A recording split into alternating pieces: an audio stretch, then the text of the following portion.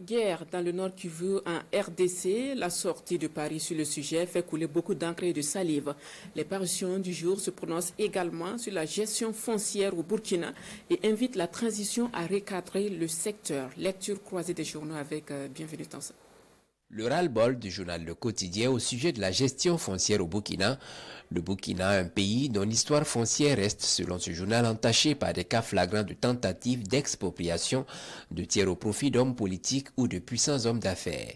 Pour appuyer ses dires, le quotidien cite le cas de Koudougou, où un vieil homme a vu son verger retiré par la mairie et attribué à des hommes politiques et hommes d'affaires en 2011. Il revient également sur une affaire déroulée entre 1995 et 2015 où plus de 105 000 parcelles ont été irrégulièrement attribuées dans plusieurs communes de Ouagadougou et Bobo.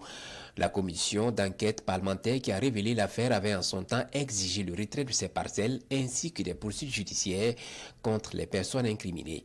Mais rien n'y fit, s'étonne ce quotidien qui souhaite que la transition se penche un tant soit peu sur cette problématique qui a déjà fait et continue de faire de nombreuses victimes. Désamorcer la bombe en mettant en œuvre une réforme agraire et foncière, proposition du journal de tous les Burkinabés. Guerre dans le Nord Kivu en République démocratique du Congo, selon le journal Aujourd'hui au Faso, Paris indexe Kigali pour non-respect des accords de Luanda et de Nairobi.